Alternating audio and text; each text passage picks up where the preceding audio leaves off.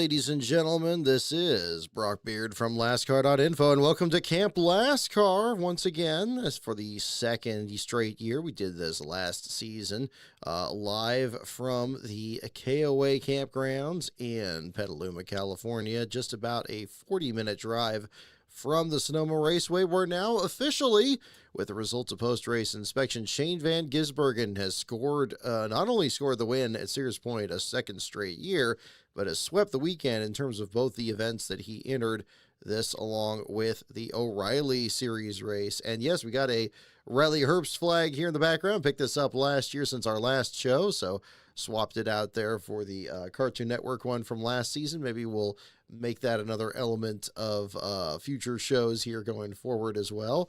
But yeah, so we are, we're set right here in the cabin. We got our bunk beds back over here and back here, and just right out front. We got front door back over there. Kind of give you a quick tour around here.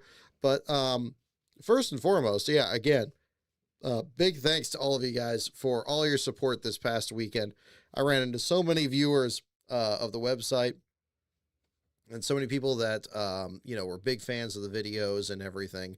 I apologize I wasn't able to make it over to the tweet up here this morning. I know they usually have a smaller group for the Pockros and Gluck tweet up there, but traffic was really bad this year, so we got kind of caught up after that there at the same time. But great race weekend here over at the racetrack. Wonderful to have it back in June after it was in mid-July last year, and just a little bit of everything. So we'll talk more about the Cup Series, and the O'Reilly race will be the focus here. A little bit on the ARCA West race, just for how unusual that had been there as well.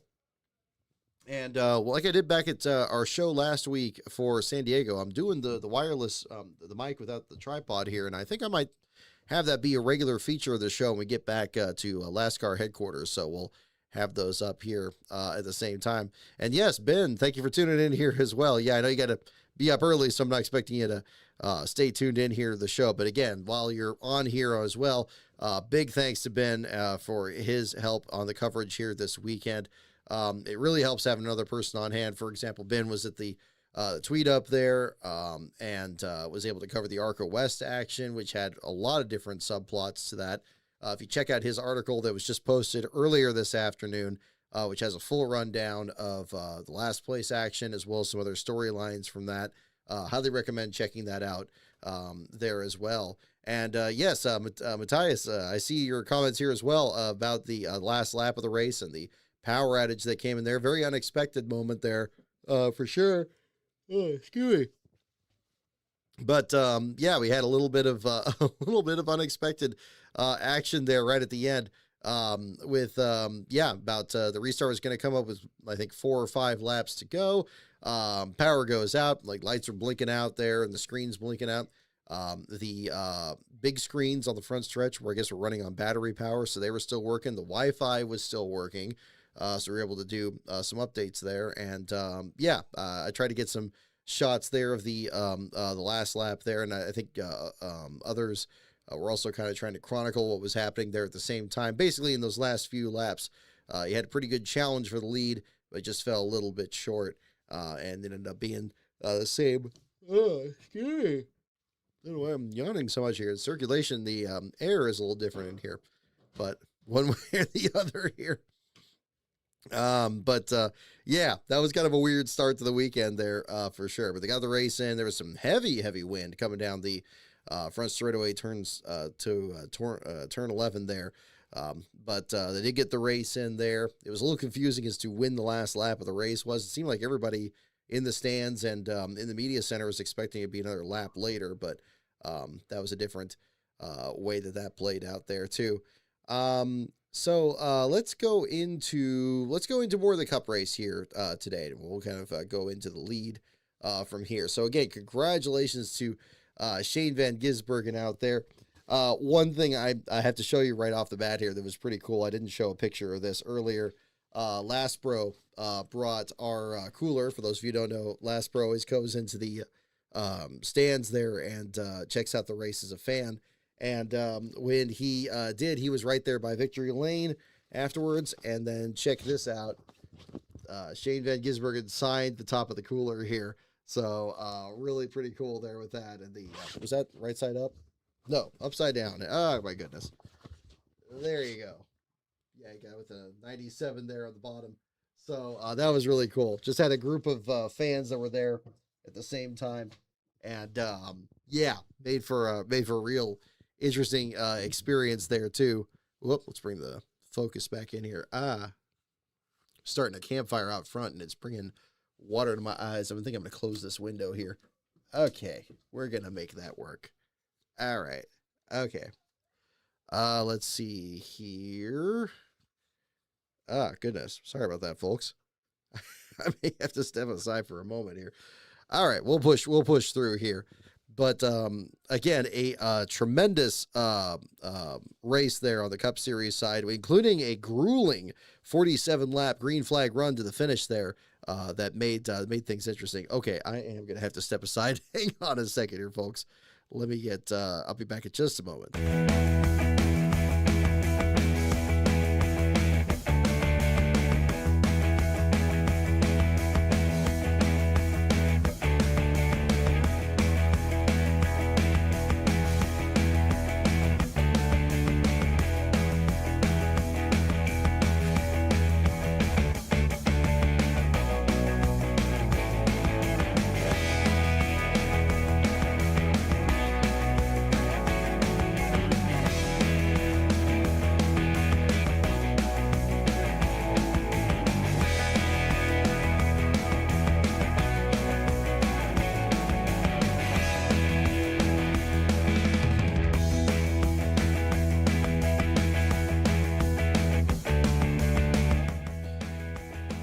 Okay, sorry about that, folks. We'll be right back on here. Yeah, my goodness. Yeah, a really interesting race the way that it played out there. Shane Van Gisbergen again pulling off his second straight win in the Cup Series race here at Sears Point. And yes, as pointed out here in the chat, yeah, not exactly his best car, wasn't the most dominant car. I'd say probably Ty Gibbs seemed to have the best car. And then Christopher Bell was second in both stages and got fifth with a tremendous day with a broken wrist. Tremendous. Yeah, I mean, Brent Cruz was just standing there in street clothes, as you saw on the post earlier this afternoon, that it was a really crazy the way that shook out, that he was able to not only finish the entire race, but finish with a great run there as well. And Chase Briscoe, to his credit, the outside pole sitter of this race last year, if memory serves, was able to just march his way up there, running the same paint scheme that he got last with at COTA this past spring. This time around runs very, very well, and it was interesting to see. Very similar to the 2012 race here, which had an 85-lap green flag run to start the race, and eventually had just a few drivers separating themselves out from the field. Back then, it was Clint Boyer and Kurt Busch, and then to a lesser extent, Tony Stewart, who kind of mixed things up at the end when things started picking up at that point. But this one here, having a long green flag run to the end after an incident shortly after the start of the final stage.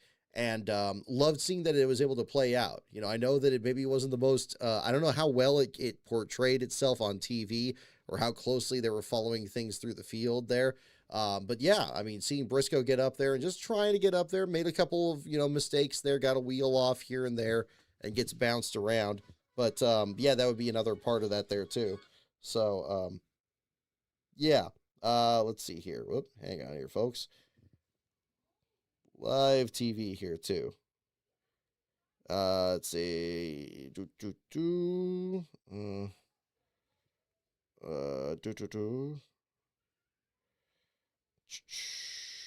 Just dropping a message here right quick.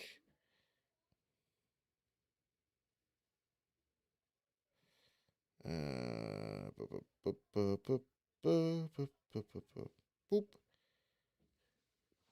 There we go. Okay. And let's see here. Where was I leaving off? Yes, Chase Briscoe tracking him down. I thought he was actually going to maybe actually get him.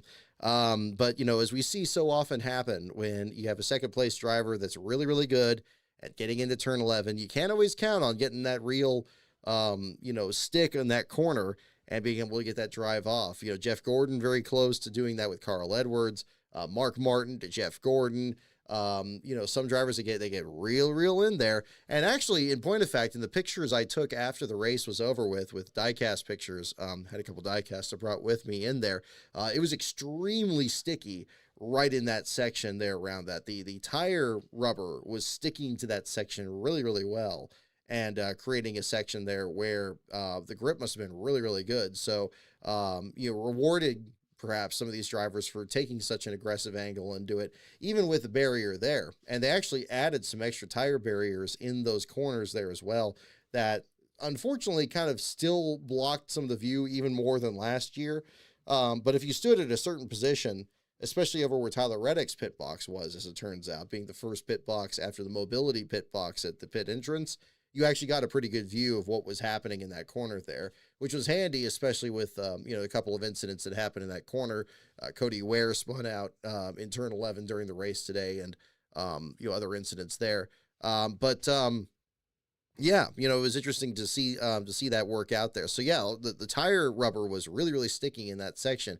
Almost seemed like they put PJ1 over there in that section or something. But again, I'm seeing Kyle's comment on here. Yeah, I'm not sure exactly how all that worked out, but it would be interesting to see how that all, played out there at the same time.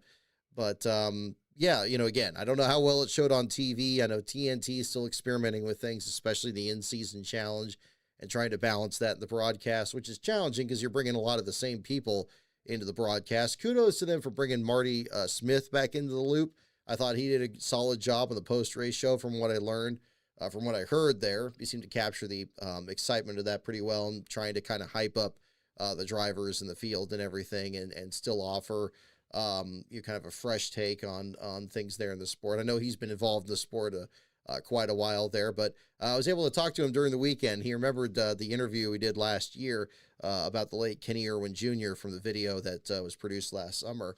And he was very happy to hear that his story was getting done on that too. But I'm also happy to see him still involved in telling the stories of current drivers here too. It was a little bit jarring because I'm still remembering the Marty and McGee earlier era of kind of their deal on their show. I guess they still do that these days, but I mean even more so back in the day with ESPN and all that.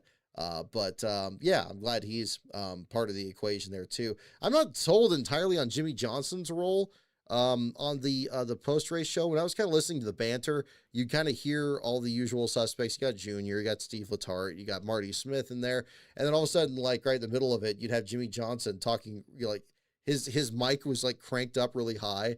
And you'd have a conversation. I'll be like, yes, guys, he got real close there at the end. And I was like, whoa, who was that? Like, it was, maybe they just need to get the audio balance right, but I don't know. It sounded, it just sounded a little off. I think they need to kind of figure something out with that, because I always keep hearing that Jimmy Johnson is way more entertaining than we've ever seen, in his own racing career. Maybe if the broadcast leans into that in some way, that would be really fun. I keep hearing this from people who know him way better than I would ever know, or perhaps other fans there as well.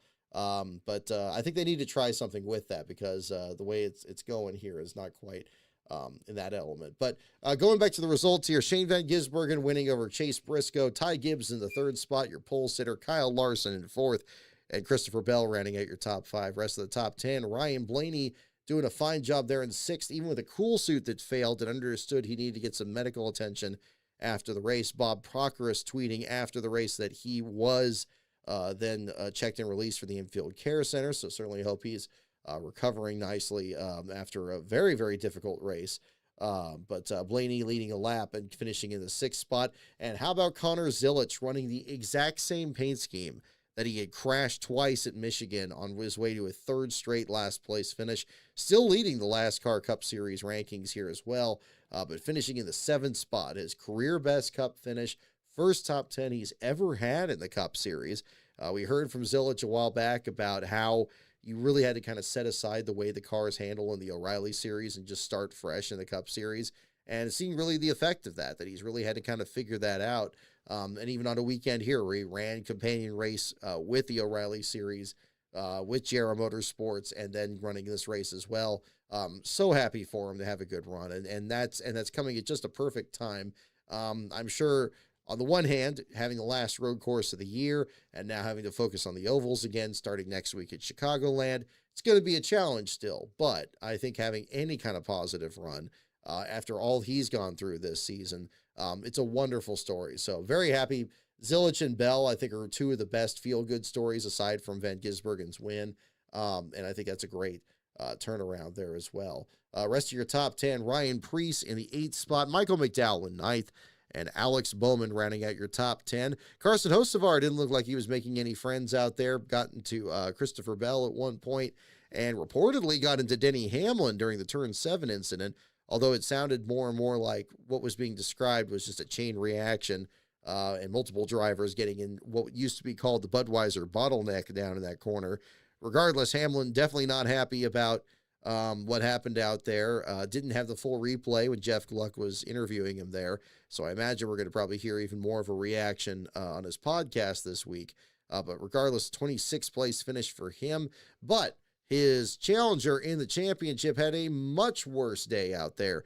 And so the race actually ends with Hamlin leading the points for the first time this year by a single point. And the fact that it's not by 2 points, in fact, is because Tyler Reddick, after the issues I'm about to describe here, actually did get the fastest lap of the race. In fact, he set the record at least 4 times over after his issues at the beginning of the race. So we'll get right into that. Tyler Reddick, again, qualified 11th, wasn't the most sterling effort out here, but definitely a driver you still got to watch, being the point leader and leading the points this whole season and winning at COTA earlier this year. Again, still trying to get his first Sears Point victory. But in this race here, comes down pit road with a power steering issue. He makes one pit stop, gets back out on track to stay on the lead lap, then comes back in again, misses the restart, this being by the end of stage 1 here, and getting back out there about 5 laps down, losing his 6th lap when he gets back up to speed, and he's just completely out of contention here. Now, he gets a couple of those laps back with the cautions that come up with stage 2 and the Josh Berry incident, but 4 laps down as the only driver off the lead lap for the entire rest of the race. And a very surprising kind of development in that case. We've seen very low attrition at Sears Point over the years. You certainly think of that with the Gen 6 era. I remember there were a couple of races. I think there was one where Cole Witt bounced off the wall, wasn't shown on camera, but was like one of the only cars that was out of the race. J.J. Haley having a mechanical issue for Rick Ware Racing. And then just last year, the record that had been set with 99 laps completed out of the 110 scheduled laps. Noah Gragson actually got involved in an accident when he was battling for the 11th spot on the racetrack and was very frustrated. That was the record, and that was just last year. But this year, that record now shattered with the first time ever in the history of races at Sears Point that the entire field finished the race under power, and indeed at such a close margin that everybody was within 4 laps of the leader. And we only had 3 other drivers lose a lap in the closing stages for 3 very different reasons. You got Ty Dillon, who had his power steering start to go out and kind of spoiled what looked to be a possible top 20 run, and challenging Denny Hamlin for a spot in the in-season challenge. Unfortunately, he drops back to the 35th spot at the finish. Austin Hill, kudos to Steven Toronto for following up on this. Hill trying a strategy where he was staying out very long on pit road, made his last stop on lap 62. Unfortunately, didn't pay off when the cautions didn't come out, had to make a late race pit stop, lost a lap in the process, ends up back in the 34th spot. Hill, again, was a driver I was trying to reach after the race because I didn't really understand what was happening, because he was in the top 10 at one point. Surely working some kind of strategy there, but seemed like having a good run. Then unfortunately went away there at the end. And somebody pointed this out on Twitter. It was kind of like almost the same situation as Kyle Busch had one where he ran out of fuel coming off turn 11 in that zone paint scheme just a couple of years ago. So perhaps a little reminiscent of that. But Austin, again, unfortunately doesn't have a great race out there. Back in the 34th spot again. And I did try to reach out to Austin there. through his PR contact that was right with him. And she said in no uncertain terms that he was not going to be speaking to anybody there. So that's where that ended. And again, these drivers, they don't want to talk, or if there's, a PR contact that doesn't want to open the floodgates on that, that's understandable. That's their business. I'm doing my job. They're doing their job, and I'm not owed anything on that. I know there were some interesting comments there when I was posting that, but I'm just posting that just to show that, look, they didn't want to talk about it. And it's like, okay, that's the best attempt we can have. Ben actually had the same deal with Haley Deegan this weekend when she was having a really difficult weekend in the ARCA West race. First couple of laps between, already had an issue with the car breaking down in practice, fender damage there, had an extended stop on pit road. But again, you're trying to understand the story. Obviously, anybody that's running in the back of the field that we usually cover on NASCAR, they're not going to be happy about it, and that's to be expected. But, again, part of the challenge of this beat is you just go out there and try to get whatever story you can. Sometimes you're going to get a very short story, like Shane Van Gisbergen last week at San Diego, even though that wasn't in last place, but towards the bottom of the field with the tangle that he had with Austin Hill, and at the Connor Zilich accident there in turn one, or a more lengthy explanation, as we heard from Brent Cruz, who was the relief driver last week here. But again, Tyler Reddick, a very rare last place finish, only the second in his Cup career and the first since April of 2022, back when he was still driving for Childress. So his first last place run in a Cup points race for 23XI Racing.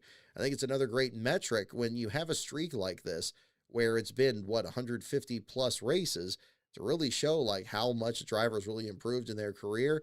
A last place finish may not necessarily be an indication of anything in one respect, because, ultimately it could happen to anybody in the field for any number of reasons. And we'll get into that certainly with the O'Reilly race here as well. But in this case here, still very rare, and kind of added to that story too. So again, I just posted that this evening before leaving the track. So if you haven't checked out the write-up that I did on Tyler Reddick, that will be in there as well. But I did not interview Tyler. This was one of those cases with him being the points leader that you just know the broadcast is already going to speak to him there. And sure enough, they did. So I appreciate them doing their due diligence there. So combined with that, we can get the full story on what happened there. But it was a surprising situation. I was already kind of at turn 11. Following the last place battle, we saw it traded between Cody Ware and Ricky Stenhouse Jr. and Noah Gragson and a couple other drivers in the back of the field. Seeing people getting scooted out of the way in turn 11, some drivers just missing the corner. Gragson had some really rough exits coming through that turn. Other drivers that got booted out of the way. Bubba Wallace in particular seemed to be having a really rough day. I think after that wreck he had in qualifying that tore up the nose of his car, I think it just shook his confidence this weekend. I didn't speak with him after the race either, and I'm sure he probably didn't want to speak to anybody either. But he was involved in 3 or 4 different accidents in that particular race. So a crazy deal there at the same time. Bubba Wallace ending back up in the 22nd spot. And Riley Herbst had an off-course excursion early that pretty much covered his car in dust for the rest of the race. He ended up back in the 30th spot. So a rough day on all fronts for 23XI, right after they had probably their best ever overall performance last week in San Diego behind Corey Haim's victory. So it's just amazing how quickly things turn around, even on, in the same state even. So I guess you can look at it that way too. But again, Reddick in the Pala Casino machine ends up your last place finisher by just 4 laps behind the race winner. Even closer, I think, than, what was it, the one that Richmond, where it was a difference of, I believe, 5 laps with Corey LaJoie at the back of the field. Of course, Richmond, very much a shorter track than Sears Point, so if we're going by overall track length, then this would be quite on the other side. It'd be a much larger margin of at the last place battle here. So it depends on how you look at it, by lap count or by distance. It's another way to look at that too. But Reddick ends up your last place finisher. Ty Dillon, Austin Hill, Cody Ware, and Noah Gragson dropping out in the bottom 5. Gragson, the last car on the lead lap, going from last place last year to 5th from last in this one. It's really unfortunate. Gragson's, again, a guy that, local to the area, won a West Series race out here, if for whatever reason, it's just been a real struggle for him out here in this particular race. So it was a different story there at the same time. Congratulations to AJ Allmendinger on making his 500th Cup Series start. He was in and around the top 10 early on, made some contact with Kyle Larson that sent him up the track there. I thought it was just incidental contact, but I heard some reports on the radio that he may have been a toe link in that one. Indeed, he did have a long pit stop at the end of stage one, perhaps to rectify that issue there. But again, good recovery for him in the 16th spot, although I'm sure, again, he was looking for an even better run than that as well. One of the few bits of damage you could really see on any of the cars, besides some tire marks there, was the missing left front fender on Austin Cindric's car. Cindric coming home in the 13th spot, so a decent recovery for him. He and Brad Keselowski talking after the race after they finished 13th and 15th in the race. Keselowski 2 spots behind there, both of them on the lead lap. But I believe that was the one piece of debris that came out during the pile up there, triggered by Josh Berry spinning out and having that situation there as well. So kind of interesting how that shook out there too. But again, a very different, different kind of race in some respects, but still, again, compelling. The fact that it was still very much up in the air if who's going to finish in last place could have had very easily a situation where you have somebody wreck in the last 6 laps. When I saw Dylan, again, Austin Hill drop down the rankings, my first thought was something like that, but it was very clear on the radio transmission that it was just, a pit stop and then coming back out and being off sequence and being back in the lineup there too. Other drivers that seemed to struggle, Daniel Suarez ends up back in the 31st spot. Unfortunate deal for the 2022 winner here at Sears Point. Had a flat tire that dropped him to pit road there very early before the pit window really opened, and that just screwed up his strategy the rest of the day. Van Gisbergen seemed really critical of Suarez kicking up a lot of dirt out there that he had to navigate.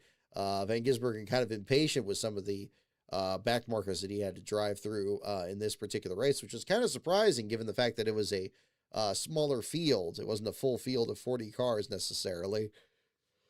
In the element of this, with so many drivers on the lead lap for so late into the race. I mean, really, we didn't have another driver fall off the lead lap after Reddick until about lap 83, when Cody Ware was briefly shown a lap down before he made his last stop, got fresh tires, and got back off the lead lap again. Ultimately got lapped in the closing stages there and dropped back to the 33rd spot. So, again, power steering issues for Ty Dillon. Austin Hill with a late race pit stop. Cody Ware lapped with about 2 laps to go, going through turns 3 and 4. And then Gragson being the next one in line, but still finishing on the lead lap there in the 32nd spot. So, again, first last place finish of the year for Tyler Reddick, his first since 2022. The first for the number 45 since Bubba Wallace's accident in Las Vegas in 2022. The tangle, of course, he had with Kyle Larson that also collected Christopher Bell in that one. So it shows how long that's been since even that number has finished in last place. So another thing to consider here at the same time. Yeah, Kyle, thank you for mentioning. Yes, I was just watching your video there of the missing man formation done for Kyle Busch by the Patriot Jet team that does the aeronautics as part of the pre-race ceremonies here at Sears Point. Has done it for many years. They are based out here in the Bay Area. Yeah, the missing man formation, as I mentioned, in 500 days is typically, at least back in 2001 when it was done for Dale Earnhardt, regarded as more of something only reserved for the military. It was very rare that a civilian would achieve that honor, but indeed in this case here, it was the case here with Kyle Busch for the Patriot Jet team. So yeah, they did a wonderful job with that. I was just walking out of the media center at the time, putting some sunscreen on, and you heard taps being played over the microphone or the PA system, and everyone just went quiet. Like you could literally hear a pin drop there for a few seconds as the before the planes went over and did that. So that was very well done, very, very tastefully done there as well. Gosh, there were so many people I ran into that were former Kyle Busch fans that were wearing their gear out there, wearing Truck Series merch or anything from his Cup Series effort there in the 8 car. And good to see, a lot of them still being involved in the sport, whether it's to root on his whether it's to root on his former team in the 83 or in the 33 there with Austin Hill, or to look back to Joe Gibbs Racing, and of course Coach Joe Gibbs here to see Ty Gibbs on the pole there for the Cup Series race. Again, an interesting qualifying session there as well. On the same note here, the fact that Shane Van Gisbergen did not get the pole for this race was pretty remarkable. It shows again the indication that he didn't really have the best car under him there, but was still able to elevate that to the same level that it needed to be able to pull off the victory, as he certainly did in this case here too. So congratulations again to him on doing that. But he didn't qualify all that well, but he picked his way through the field just very methodically and found his way up there, and ultimately ended up leading 74 of the 110 laps. So very much another dominant performance, even if it may not have always looked like it on the racetrack there, certainly in the margin of victory. But that was another way to kind of look at that too. Yeah, no, it feels very weird without Kyle Busch for sure. Kyle's actually had a number, of course, the 2 wins here, but even with the Childress team had some solid runs. I think he was top 10 in this race last year or the year before. So again, it's just, very much an adjustment out there as well. But looking through here, you kind of saw a little glimpse of me on the broadcast there during the repairs or at least the attempted repairs on the number 45 car. I was wearing my straw hat out there that I had also worn over at San Diego, and saw that show up there as well. So I posted a number of pictures there, most of them from turn 11 on the account. Try to match them up to tweets that were posted earlier in the afternoon. So if you want to check out any of those, I have those posted, of course, at Last Car on Brock. For the Twitter feed there as well. Let's see here. But you still get a pretty good view from that corner. Kind of something I want to kind of show here. Where is it? Second screen. There we go. Yeah, so kind of like this shot here of the 7 of Suarez there, the 34 of Todd Gilliland going through turn 11 there. The wall is actually kind of low in that section. And that's where it's kind of a little bit easier to walk out there and show do the diecast pictures being staged afterwards. So that's another part of that there too. But I think more of these that I'd shared on the page there as well. Let's see here.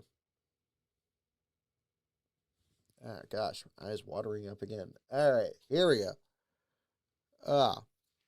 So that's mostly what I have on the Cup Series action here as well. We'll get into the O'Reilly part here too in just a moment. So I'm going to step aside for just a second and stay tuned, folks. We'll pick up right from there.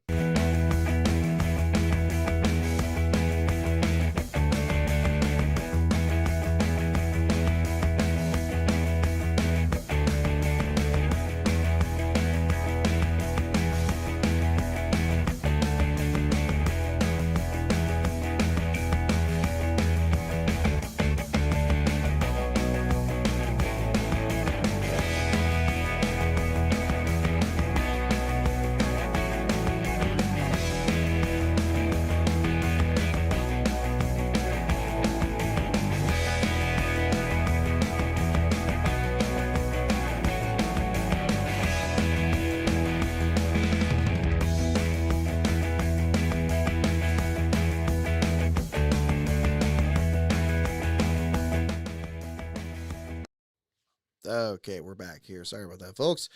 Yeah, I'm seeing some comments here on the Reddick deal. I don't know.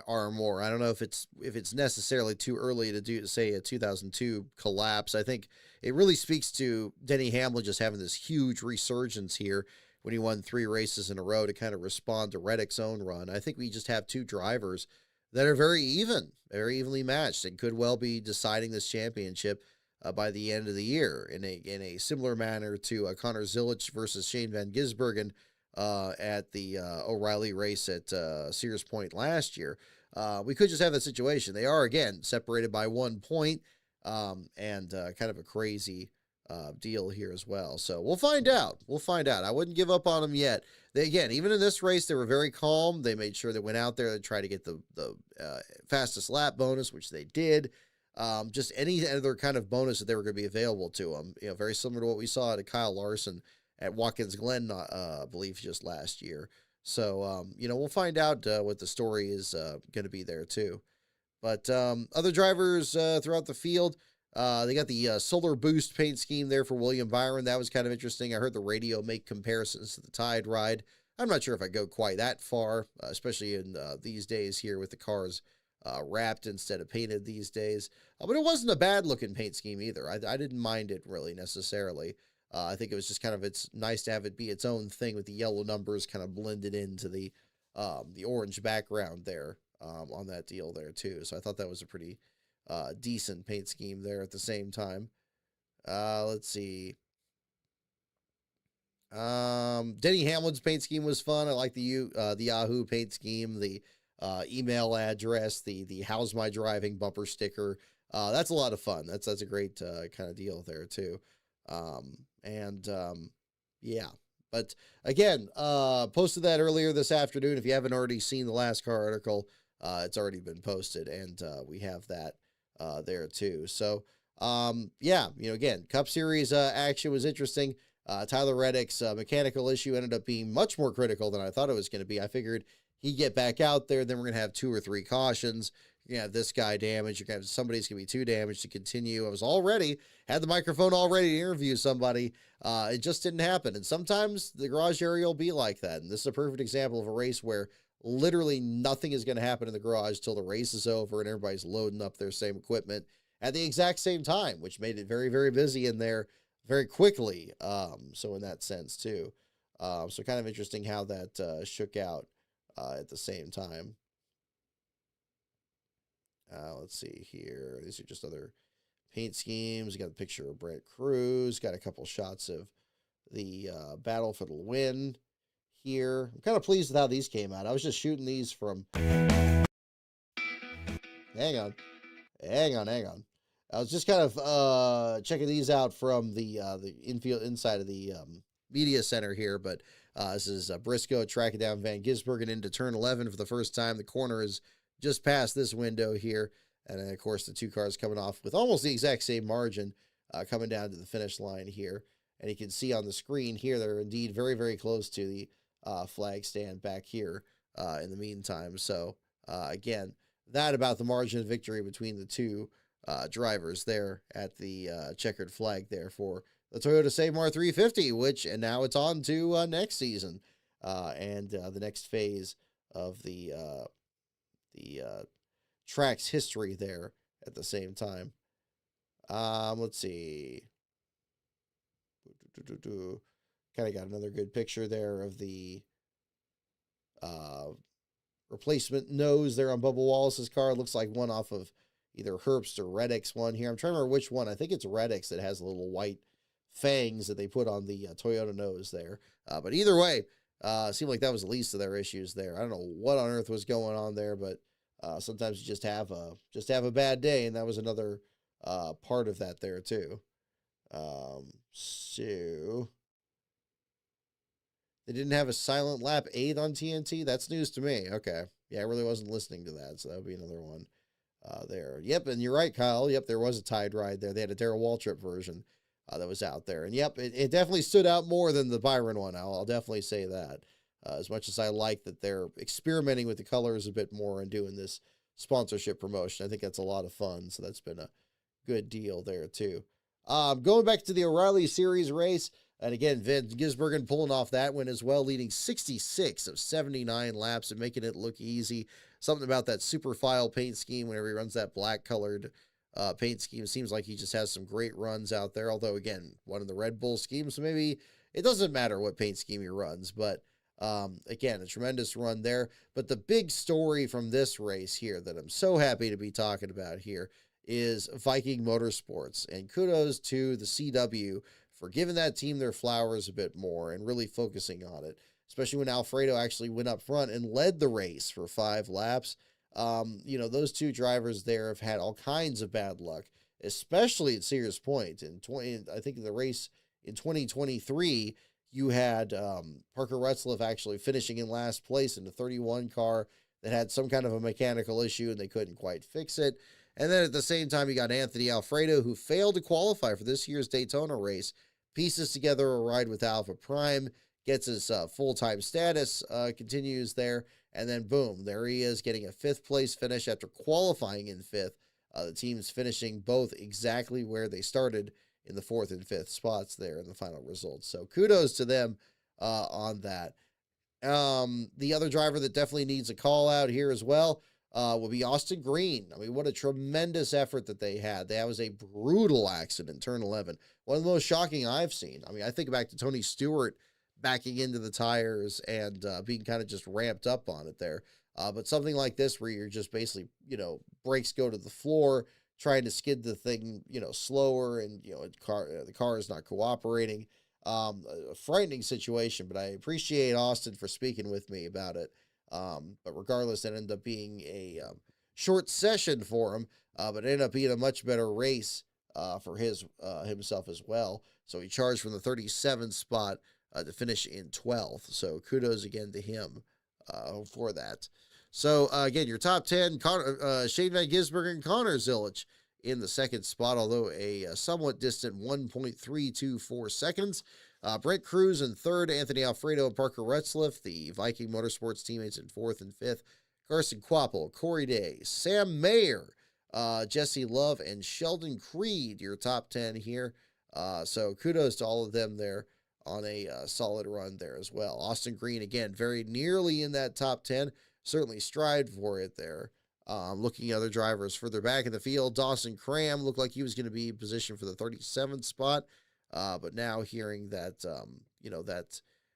he ends up back in the 33rd position there and still finishes the race under power. So looking for a good run out there, something to kind of build on there as well. I'm sure both driver and team would appreciate those at the same time. This is where we definitely got to get into the big story from the O'Reilly side, and that is the incident there with Brad Perez at the very start of the race there. So a bizarre situation for sure. Brad had turned a few laps, and as you may recall from our show here from San Diego in the video that I posted there of his interview shortly after that race, he was very much looking forward to running this race, that he was going to try to get a good sponsor for it. It worked out a deal there with the Baker Family Wine sponsor. You got Dusty Baker on hand as the Grand Marshal for Sunday's race. Clearly, it was an opportunity to make something, really big happen, especially since Brad himself has been really kind of avoiding DNFs lately. Indeed, he's been a relief driver for a lot of these drivers on the circuit at the same time. So really trying to get, the best runs he can accomplish there at the same time. But gets this deal in the 55, his outright. They get the car to the track. They run a few laps. Got a problem with the engine. Got to take it back to the garage. They start working under the engine. Then pretty soon by Saturday morning, it's on 4 jack stands and all the wheels are removed. And they're taking this out and taking that out. And apparently, according to the report that I had picked up from this, was that the team had a backup engine that was made by another supplier, and that backup engine for the number 55 didn't have all the parts, including the fuel pump, which was ultimately the reason that they listed out for the number 55 team. And as to when they knew this, or when they decided that they were going to basically push the car down to the grid, wait for the command to start engines be given so they could push the car back behind the wall. As to when that timetable worked out, I'm not sure. I tried to speak with Joey Gase. He was absolutely not having any of that. Seemed very upset at what was happening there. And Brad Perez as well. I thought about doing a follow-up interview, gave him the opportunity if he wanted to speak about it. But this is something that, he did not want to speak about it there for sure. So I ultimately didn't pursue that. We talked about it more casually afterwards, but nothing that's been posted in the article there. There in the meantime.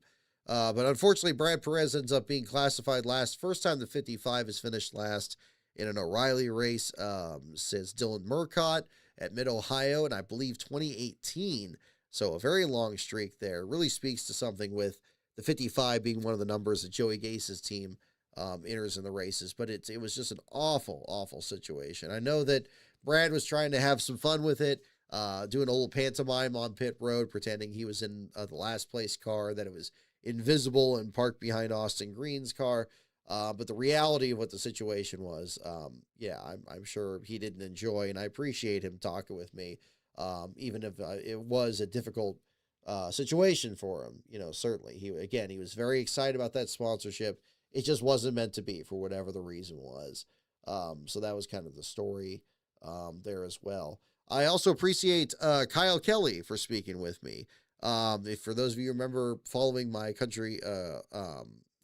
my entry list storylines article, you'll notice that I didn't really have any information on the 53 car, and I was starting to get a lot of questions from viewers. I did not reach out to Joey Gase's team. By that point, I was just like, well, we're going to be at the track. We'll find out in person. And sure enough, their white Chevy had Kyle Kelly's name. Kyle Kelly, significant because he hadn't run in an O'Reilly Series race in NASCAR since 2013, back at a time where he was helping out Joe Nemechek's team stay up in owner points by driving the road courses in a car of his own with Nemechek's number on it. So kind of an interesting deal there with him sharing it. That was one of just many stories we got over the weekend here that were interesting. And I hope it, perhaps there'll be some point down the road that something becomes a video or something like that as well. So stay tuned. That moment may be coming up there about the same there too. Matthias, I see your comment there about Baltazar Leguizamon. Yeah, I mean, that was, I hated that I missed speaking to him at San Diego. He was one of the people I tried to reach out to. But again, Kyle Kelly, I did manage to reach out to. We had a nice chat there for about 5 minutes that's posted up on the YouTube channel. And talking about just spending more time with his family and trying to get things going in his personal life. But then, he got this call on Monday from Joey Gase's team saying, hey, we got an open spot. You want to try it? And he ends up driving the 53 car and, finishing ahead of Brad Perez, who, again, definitely got the short end of the straw, whatever the situation was there, and ultimately put him behind the wall very early in that event there as well. Let's see. Looking at the results, anything else from here? Sam Mayer in the top 10. Looked like he and Sammy Smith in the 11th spot. So running well. Let's see. Dr. Patrick Staropoli, who is competing for a top 10 last week at San Diego. Unfortunately, not meant to be here. Finishing back in the 25th spot. Justin Allgaier with all kinds of problems, finishing in the 26th spot. That's a driver you don't usually see struggle, especially with the point lead that he's been building up over this time. But that's how that plays out there, too. So, again, kudos to all those drivers as well. And I hope that, they're able to go out there and celebrate at the same time here, too. So, I think that's mostly what we got. We rented a Jeep. We rented a blue Jeep. I forgot the model name. It's one of the more like enclosed ones there. But we drove that for San Diego last week, and it turned out well. We dropped it off before Sears Point. Pretty much any race that's further away than Sears Point, we start looking at rental cars. That's kind of the direction there too. But that was another way to kind of look at that at the same time. Let's see. But yeah, the Brad Perez deal was just a really raw deal. There at the same time. 37th spot ends up going to Ross Chastain in the O'Reilly Series race. Had a rear end problem that forced him down the back roads there on the drag strip to try to get the main starting spot. Kudos to those whoever installed like fish islands or any other camera on that car to actually show what was happening. But yeah, very bizarre to see a car drive down pit road, but it used to be when we had single car qualifying at Sears Point, you could actually have that be the access road. You could get back to the garage without disrupting the next driver's lap. And it made it a pretty efficient system, even though maybe it didn't look that way initially. But I thought that was very interesting as well. And then doubly so when Chastain got back on track, he actually pulled into the garage a second time using a different entrance. This one not going into the carousel, but going into the actual fan zone. He actually had to drive around the place where the shuttles stopped. Luckily, there weren't any shuttles in there at the time, but he had to make that adjustment because it was going to be a matter of, really trying to, again, make, make the most out of situations like that too. Looking through here, I overheard Will Rogers talking about his O'Reilly run earlier today, saying that, yeah, he had basically had to get back the spots that his pit crew kept costing him on each one of the restarts, and ultimately just ended up in the 16th spot there at the finish, which, again, considering all the teams and drivers that he beat, drivers like Justin Allgaier and Taylor Gray and Blaine Perkins, who have, again, found themselves in different situations. Kudos to them for that effort there at the same time. But, yeah, so let's see here. But, yeah, if you haven't, if you want to learn more about Kyle Kelly and his background, definitely recommend checking out the video on this channel after the stream here tonight. I think you'll be interested in that too. So, whoop, okay, don't need that. Let's go back. Okay, hang on.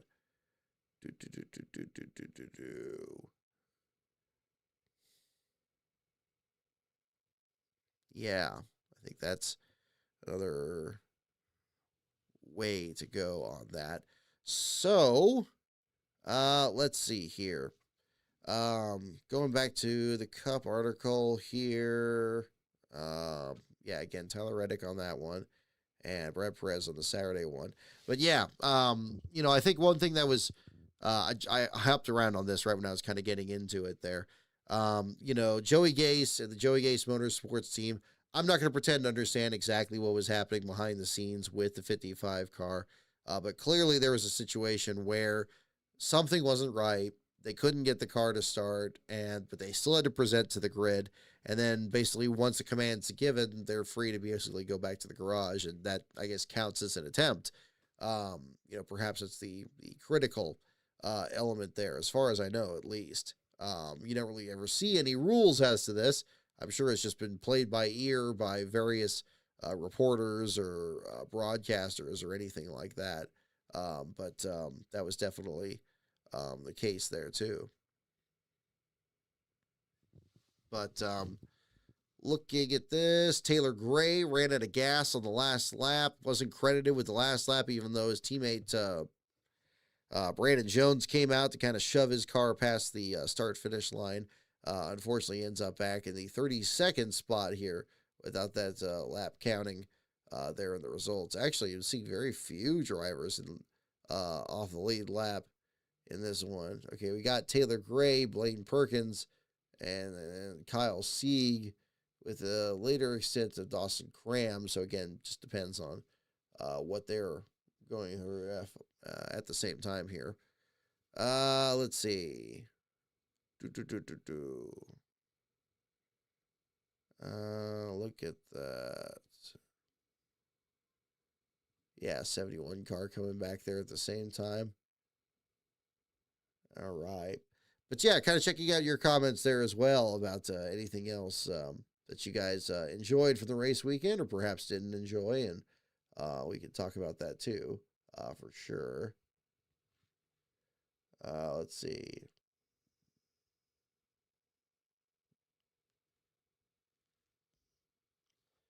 Let's see. Oh yeah, Techco 398. Yeah, I'm so glad you like the interviews there too. Again, yeah, San Diego for some reason it was easier. The O'Reilly series, especially if you just follow these drivers a bit closer, especially with their team owners and which teams they switch to. I think you'll find that's kind of what works for me. That makes the riding much more engaging. So it's something I'm surrounded by. It's something that's in my memory bank, and then kind of mix it in with racing somehow, just because that's the other part that takes a lot of time. So maybe that'll be something further along here. I'm remembering why I don't hold the mic like this here. It just feels kind of heavy after a while. So maybe I give myself Firepaw holding this thing here, but that's another one there too. Yeah. Yeah, exactly. Yeah, long one there too. I might not make this show too long here. I definitely feel myself be falling a little tired here too. But if I fall up on the screen, that'll be another one there at the same time. Was I at the 2024 Coke 600? I was not. I have not attended the Charlotte Motor Speedway in person yet. That's on our list though. We may do that one of these days. So find out if that's going to be another one to look at. Yeah, the ARCA ending will be lost media in NASCAR. Again, I got a little bit of footage there for the media center. You can't see the turn 11, which is unfortunate. And again, certainly being from that side of the track, there's a lot that's happening in the first like 2/3 of a lap that you're not going to see either until at least they get to turn 7. But yeah, I was trying to film a little bit of it there. I don't know how useful the clip is. I'm sure there's others that were doing the same thing when I was in there. And maybe that'll turn up and be more the maybe splice that together into the lap of record or something and make that workable for people. So we'll find out. We'll find out. This is Carson Quapple's last race for DGM. I guess with the road courses, I guess that makes sense. Now that they've scaled back on that there too.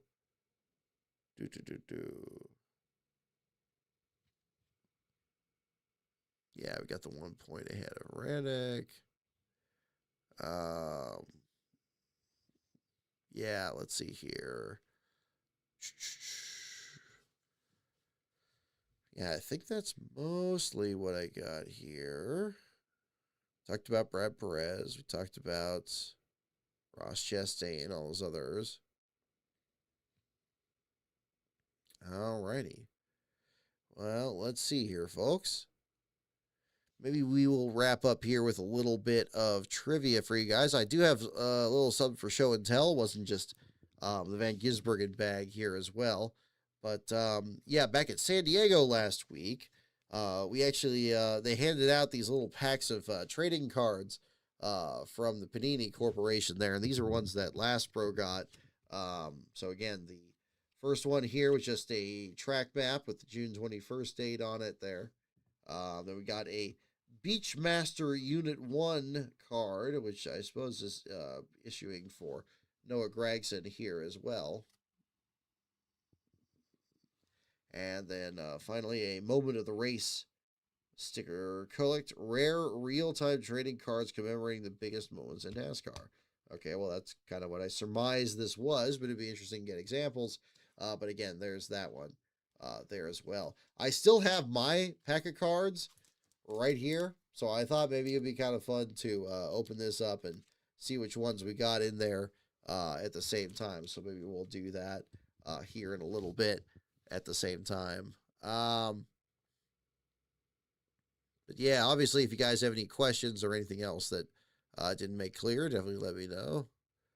Let's see, it's 28.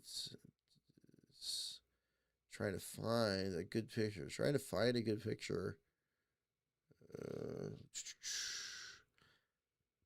Yeah. I don't know. Okay, well, let's see here. Final race DGM. There we go. Oh, goodness. It's about time. This whole deal where you have these O'Reilly drivers share other rides that they have to get swapped into completely different ride, forms of transportation. Goodness, that's just too much to be dealing with at the same time. All right. Let's see here. Do I have anything else from this weekend? I'm just going to kind of look at my pictures here and check it out. I really, again, enjoyed checking out that one section by turn 12. I hope you enjoyed that in the coverage this week, because it's one of the few spots that's really not too awful different from the way it was in the back in the mid-90s. But of course, the bigger difference is the fact that you don't have a situation where you could really swing out into the drag strip and really throw your car into turn 1. That's why when you watch a lot of these old Sears Point races, some of the biggest accidents are in turn 1. Mark Martin's in 1989, where they got it back on all 4 wheels and then just ran it again. And then other altercations that have happened in that corner as well. So another thing to look at there too. Let's see. All right. Let's see. Do I have, what else do I got here? Sunday. Yeah, do we see that?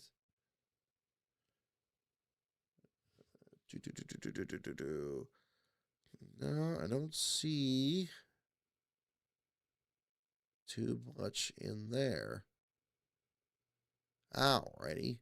Well, tell you what, folks. Let's see. I might set up our trivia portion. We'll maybe do a couple questions and then wrap up for this evening, especially since it's already about 11 o'clock Pacific time in here. But again, I hope you enjoyed this stream. And if you have any questions that I haven't covered from this weekend, definitely drop it in the chat, and I'll try to answer those to the best of my ability here as well. So stay tuned here, folks.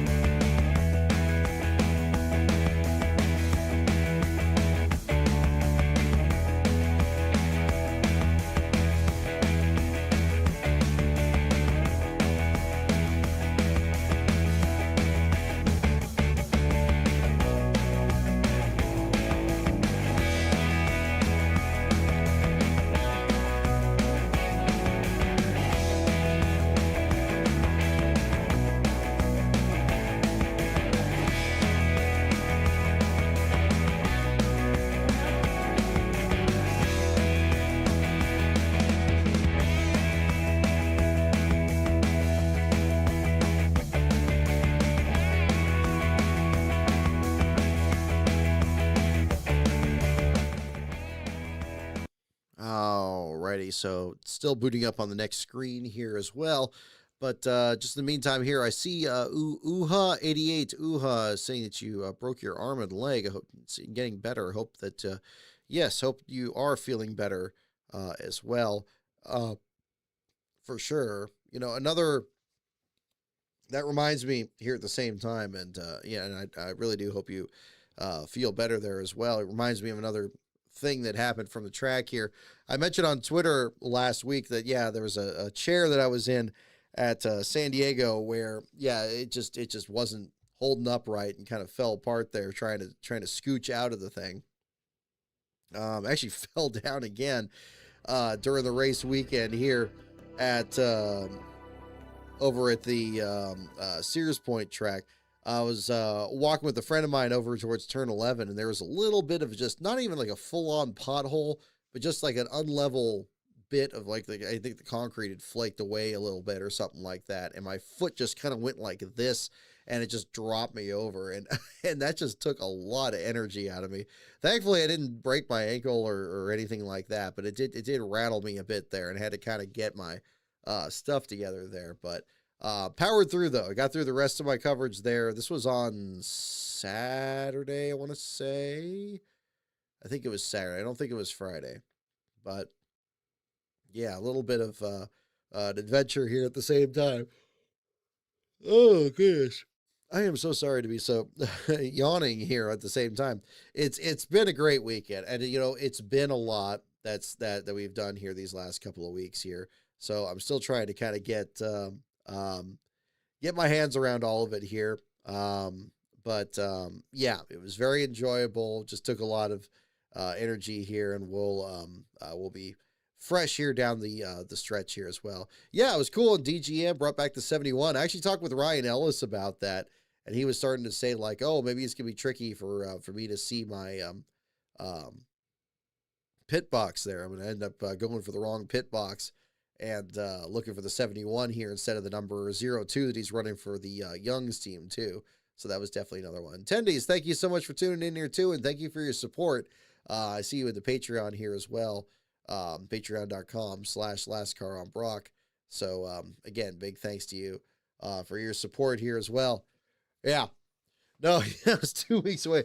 Thanks again, Kyle. There, yeah. I'm glad I'm not covering a race next week. I probably fall down again that week there too. But yeah, just unrelated. Like, yeah, one was just trying to back out of a chair that I just wasn't doing it right, and that happened. And then this other one here just had a little divot in the road there that I didn't quite see, and was invested in a conversation. I'm gesturing with my hands the way I do here on the show, and that was happening here at the same time. But we got through it, so it's all good.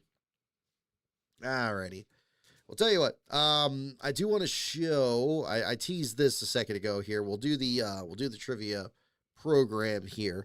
But before that, I'm very curious what these cards are here that I got from San Diego. So I'll bring these out. So let's get this bad boy out here. So first of all, really cool. I mean, I love that they had little promotions here for the racetrack. But Last Pro got his own collection. I'll show these here in a sec. But let's see what we got here. All right. So, what we got here, is that Chase Briscoe? It is. There we go. Look at that. So there we go. Oh, we can bring that into focus there a little bit. Chase Briscoe for Joe Gibbs Racing, and the USS Somerset logo here on the back of it there. So again, I like that even Panini got in on the deal here with a military crossover here. I know that they had the drivers paired with certain units in the military. Again, I spoke with a person who was paired, whose division at least, I suppose, was paired with Ty Gibbs, and was very excited about that. So that was pretty cool. This one here with the map of the racetrack itself. That's kind of handy. Have like a little pocket map there of the track. So showing how big it was there and figuring out where the different corners were. It was still very tricky to kind of figure out exactly where everything was, or when incidents happened, like the sewer grate, like what part of the track that happened on. But I thought that the Prime broadcast did a fine job of actually kind of breaking that down. So kudos to them on that. And then a Panini Instant Moment of the Race card here as well. So, yeah, I don't know, kind of fun little thing here. Just a couple of cards here on that. And wanted to kind of show that here on the show. Yeah, Last Bro got kind of a similar thing here, but he got Noah Gregson on that one. So you got to pull on that one there too. So, yeah, kind of a fun little deal there. We'll kind of keep that with this. And yeah, it was fun. The people at the track there last week were so helpful. Like we were going through security, and she was kind of handing these out, and she kind of like walked right up to my bag and kind of slipped one in there. So that was fun. So I'm glad they do little promotions like that at the same time. Let's see, where was it? There's something that was kind of an interesting sponsorship here as well. Kudos to a lot of, I mean, there, obviously, you try to go to these racetracks, you try to find like free things that they have all the time there.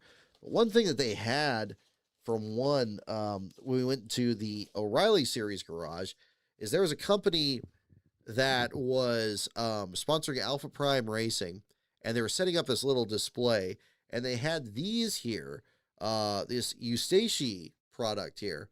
You ever have that thing where, again, your ear pops when you're going to different elevations or something, or maybe you have a cold or something, and it you just kind of get that thing where your ear pops and it disturbs your semicircular canals, and then you get that kind of spinning sensation. Or I always feel embarrassed to bring that up, because it's like, okay, is that just a me thing, or is this a common human experience? But they had these here, and they were just giving these away. Because they had a sponsorship for both the 44 and the 45 of Brennan Poole and LeVar Scott at the Alpha Prime team.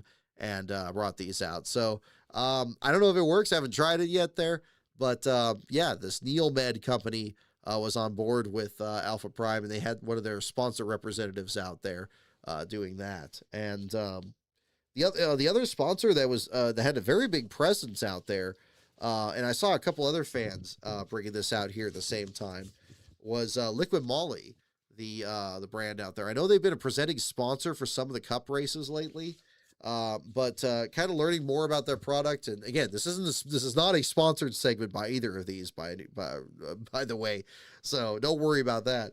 But I thought it was interesting because yeah, they had they're giving away stickers and keychains and air fresheners and stuff like that. And I thought that was interesting because that brought me back when I was covering the World Touring Car Championship, because Franz Enxler, who drove for the BMW team, one of the BMW teams in that series, was sponsored by Liquid Moly, as being a German organization there as well. And I guess in the years since then, they've tried to kind of break into the American market and compete with some of the more traditional brands. So, but yeah, they had a big display out there by the O'Reilly Garage over the weekend, and there were a lot of people that were going by there. So it was kind of fun talking with the representative there and saying how much I remembered their sponsorship in different series earlier on there as well. But again, yeah, just in general there, the Sears Point track, I think they did a fine job with everything that was going on there, with the in-season challenge as well. They had a big challenge grid out there so you can keep track of what was happening. They sent out some postcards and stuff for all that. Speaking of which, after we get back here from this trip here, we'll be doing the giveaways for both the magnets from San Diego and at Sears Point. And I have some other hero cards that I collected from both these races. So I'm planning on having like a second and third place prize for those as well. So I don't know if it'll be second and third for both groups or just second and third, like the magnet for one race, the magnet for another race, and then like maybe a second and third one. What I need to do is I need to find one of those like games where they have like the you could assign everybody a ball, like a username for each ball, and like a marble race thing. I've seen some of these other streaming channels use it, and I can't find where like the good one is. I haven't seen where that is. I'd like it to be something a little more interactive than what I've been doing, which is just writing everybody's name on a card and kind of pulling it out at random. I think something where, especially if there's a first, second, and third place prize, I think if it was some kind of a race or something, that would be kind of fun. So if any of you guys know like a good link for one of those, if you want to drop that in the chat, if I'm making any sense on that, I don't know if I am, but that would be another one to bring up there too. But yeah, a little bit of everything. Anyway, let's get into we'll wrap up here with the Trivial Pursuit thing. We'll do a couple questions here, and then I promise I'll get some sleep tonight here as well. Last Pro is setting up a campfire out front here too, so we will check that out here in due course. And let's get the screen switched up here so we can do this. But yeah, I was able to get my dual screen out here. Whoop, hang on. Just like the board game.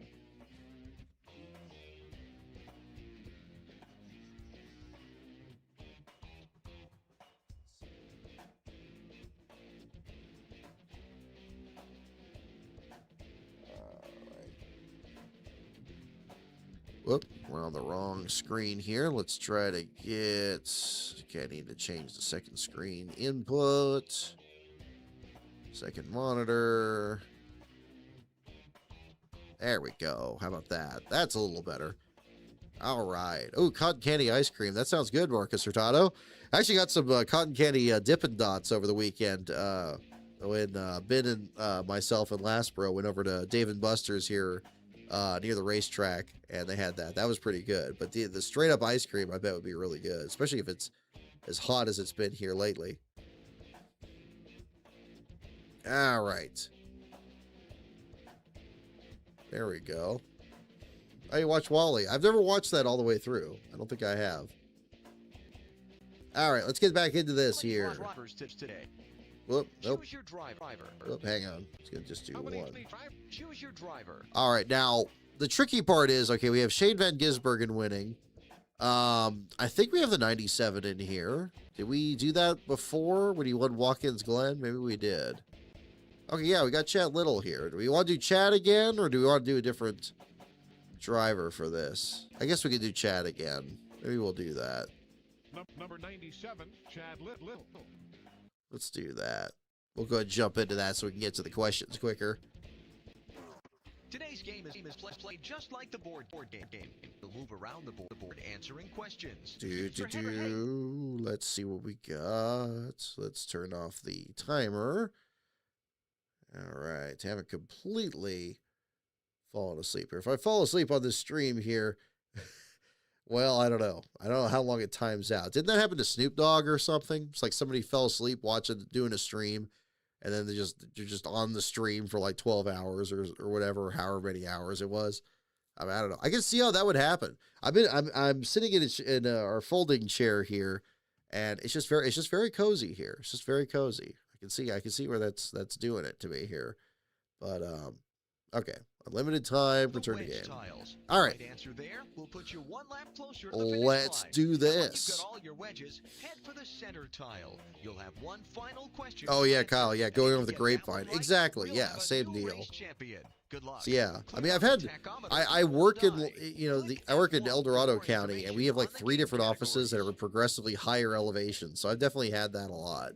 But yeah, what always concerns me is having that one where it won't clear up. Like, it's doing it, and then it just won't clear up, and then you just start feeling dizzy and like, oh man, I hate that. Oh man. I mean, I don't know anybody who would like it, but yeah. I'm hopeful. See, the trick now is having this thing on hand when that happens. I would think that I'm trying to think what the situation is. It always seems to happen to me when I'm blowing my nose, if I'm like really congested or something like that. And then maybe one time out of 20, it would have the thing where it would lock up, and then yeah, feel dizzy, and then maybe it'll finally clear up and it'll feel better. But yeah, that's never fun. That's never fun. So I'm glad somebody. I don't know how effective this is, and I don't know if I'll have it in hand's reach when it's necessary, but maybe we'll find out. Yeah, Marcus. Yeah, that one. Yeah, the first caution. Yeah, Denny Hamlin spun. Chase Elliott spun in turn 4. John Hunter Nemechek spun, I think, in turn 7. And I think after that, Cody Ware spun in turn 11. Like, you had multiple cars spinning out there, but didn't draw a caution. Yeah, that was interesting. That was interesting. And it seemed like it was just one after the other. But that could happen. Can I spin this yet? By moving to one of the All right, let's see what we got here, folks.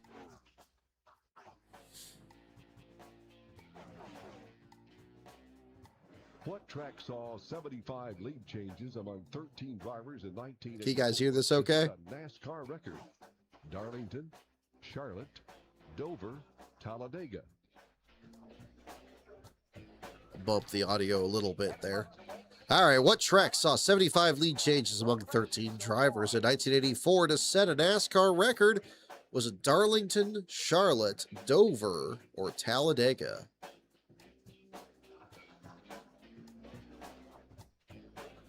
Yeah, exactly. Christopher Bell and his dirt tracking background. Yep, he made it interesting there. I don't know how many viewers we got. We got 22 viewers in here. Yeah, I know. It's going to be kind of a skeleton crew in here, but that's okay. We'll have something closer to our normal programming next week for the 4th of July weekend. Hope everybody's going to be excited for that weekend or have any fun plans or anything for that coming up.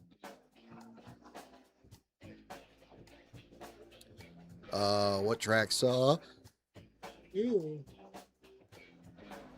What track saw 75 lead changes among 13 drivers in 1984 to set a NASCAR record? Darlington, Charlotte, Dover, or Talladega? See a couple choices for Talladega. Talladega. Indeed, you guys are right. You guys are both right. Take another turn. We're going to do that. You can move to any highlighted tile. We got teams. Oh, hell yeah.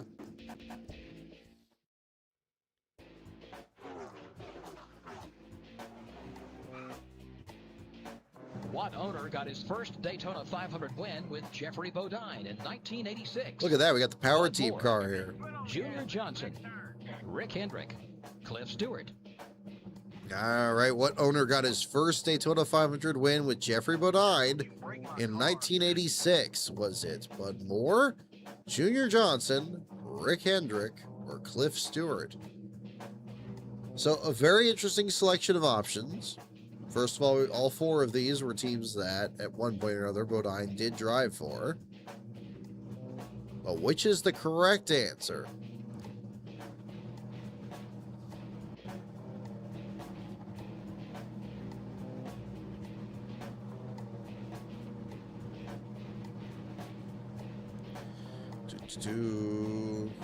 Okay, we got one for Rick Hendrick. Anybody else here? Got a couple for Rick Hendrick. Okay, well, let's see. Rick. There you go. Yeah, the Power Team car. Very, very simple but underrated paint scheme. Little lightning bolt there, the silver wheels. Interesting comment. Move to any Combination. highlighted tile. Ooh, wild card. Let's get wild.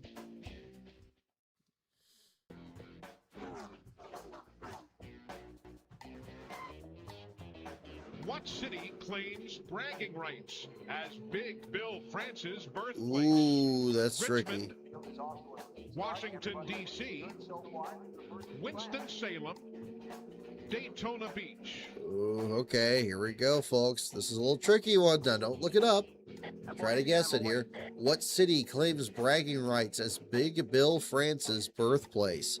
Is it Richmond, Washington, D.C., Winston-Salem, or Daytona Beach?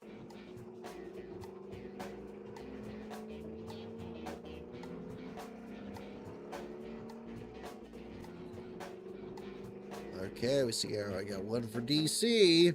What does everybody else think? Don't look it up. Don't be looking it up while you're trying to get your guesses in. Just try to get your guesses in. All right, we got one for Daytona Beach. This thing's stammering on me here. What 104%? Okay, what the heck? All right, Hendrick, DC, Daytona Beach.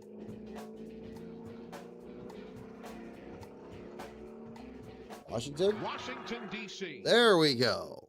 Mark Brown, thank you for tuning in here. Just doing a couple trivia deals here to wrap up. Select a category by moving to one of the highlighted tiles. And the beautiful information.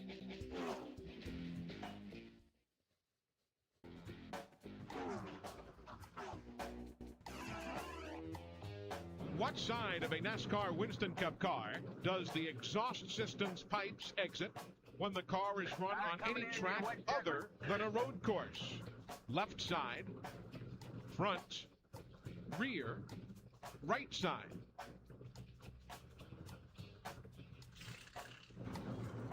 Alrighty, what side of the NASCAR Winston Cup car does the exhaust system's pipes exit when the car is run on any track other than a road course? Is it on the left side, the front, the rear, or the right side?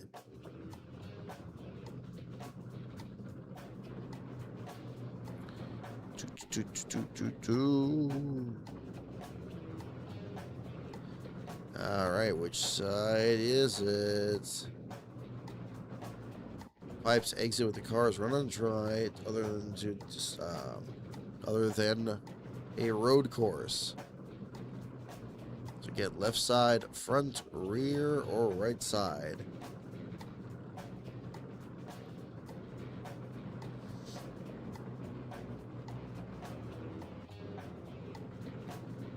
I think right side. It's left side. Okay, let's go left side. Left side. Oh, you're so good. You're so good. You can keep going. Alrighty. I'll tell you what, folks, we're going to do one more question, then I will wrap up for this evening here as we conclude for the night here. So thank you so much, everyone, for tuning in. You can move. Let's get to a good question. Here we go. Another wild card one. This might be a good one to wrap up with. I'm glad you like the trivia, Real Young Cub. Excellent. Who drove the Tim Flock Special number 300 car as number 17 at Darlington in 1998? Oh. Dick Trickle, Wally Dallenbach, Ken Schrader, Darrell Waltrip. Alrighty, who drove the Tim Flock Special number 300 car as number 17 at Darlington in 1998? Is it Dick Trickle, Wally Dallenbach, Ken Schrader, or Darrell Waltrip?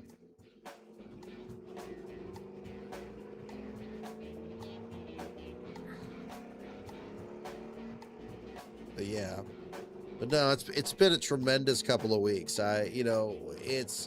It's not too often we've done 2 races in a row, and this is definitely the first time we've done it in California. So, to coincide with the nation's 250th anniversary and do the San Diego deal, and then bring that back to Sears Point this weekend, and seeing other people do the same, that was a lot of fun. That was a lot of fun.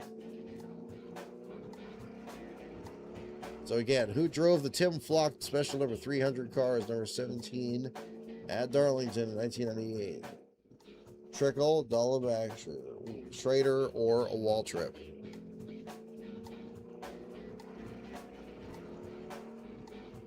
All right, I see a lot of people going for Darrell. Let's see. Oh, you guys are too good. Roll again. Alrighty, so hang on here, folks. One of the things you don't want to happen to here at this racetrack is make a green flag pit stop. You'll lose at least a couple of laps on pit road, and you'll never be able to overcome Let's that. see. To help with several caution flags at the event. Hang on. Alrighty, there we go. Okay, so folks, that will about do it. I felt really fresh when we got back here, and I'm very happy with the setup here, and it was really fun to kind of set up back here. But I apologize, I'm starting to fall asleep here, so I think I'm going to call it a little bit early here. Although we got an hour and a half in, so that's pretty good. So on that, oh gosh, I got a super chat here. I don't want to ignore that here before I leave you guys here tonight. So let me get my tab back. I need my key back here. Let's get that. Okay, there we go. Oh no, was that last month? Oh no, that was last month. Okay, good. Okay, cool. So I didn't miss anybody. Great. Alrighty. Well, that will do it for this evening here, folks. So again, it was a tremendous honor to be able to do these races these last couple of weeks. I think we had a lot of fun over at San Diego last week, and then returning back to the home track here at Sears Point. Congratulations to our race winners from both events for this weekend, being Shane Van Gisbergen and your last place finishers here. Again, Brad Perez dealing with a very frustrating situation there over at the Joey Gay's team. And then today with Tyler Reddick, and the first real hiccup that he's had this season. He's had some kind of middling runs here and there, but this one, an actual last place finish, even for a relatively minor issue that they solved very quickly. Still, just unfortunately, the race did not play out into their hands in that respect. So that ends up being the case. And then sure enough, we got a 1-point championship lead heading into the second half of the season, you realize.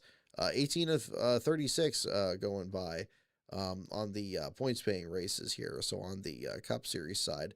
So I'm very excited about what's to come. Excited about the O'Reilly Series, excited about Chicagoland returning to the circuit, and so forth from here. So as I look ahead to next week, let me bring this up. Where is it? Yeah, 4th of July is on a Saturday. Is the Cup race on a Saturday, or is it on a Sunday? I don't know. I imagine anything that's going to be 4th of July is going to be a pretty big draw. Kind of looking here. Okay, let's see. Dover there. Yeah. I don't know. Either way, but yeah, I think it's going to be an interesting stretch run through all this here at the same time. Going to any other races this year? Yes, I am planning on doing Vegas in the fall. I haven't made full arrangements for that yet, but that's where I'm looking to the next one. Actually, I was getting some questions from some other media members, and that's the next one I'm looking at. And then probably from there, we'll be looking at a fresh start in 2027, and look at some other different venues here too. Yeah, Cup race will be on the 5th. Yeah, there you go. So I guess the O'Reilly race will probably be on the same deal here too. But alrighty.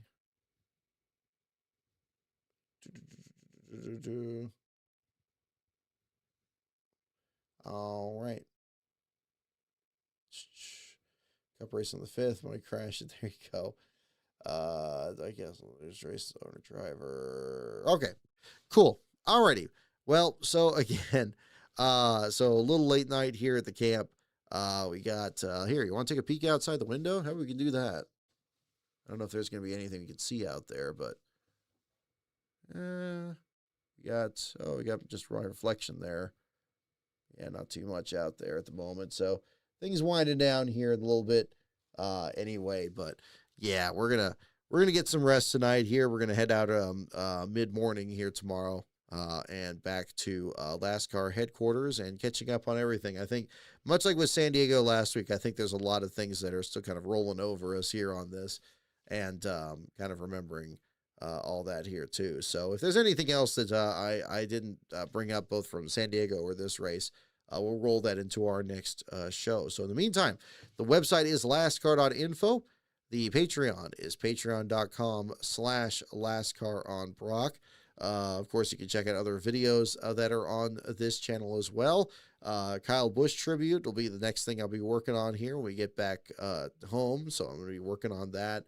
Hope to have that out sometimes in July. I was talking to a number of people about working on that one. So hopefully that'll be something that will be, very much worth the wait here as well. Our next show is going to be next Sunday after the Cup Series race in Chicagoland. And we will talk about the resurrection of a 1.5 mile track. We're going to see what kind of racing it puts on, or what else needs to be worked on going forward, or whatever the story may be.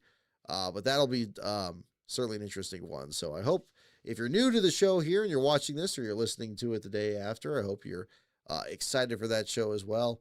And we'll bring something new in here for you guys as well. So again, have a wonderful evening, everyone. Have a very safe week, and I will see you all next time. So from Camp LASCAR, we'll be back to LASCAR headquarters next week, and we'll be doing even more there. So have a wonderful evening, everyone, and I'll see you all next time.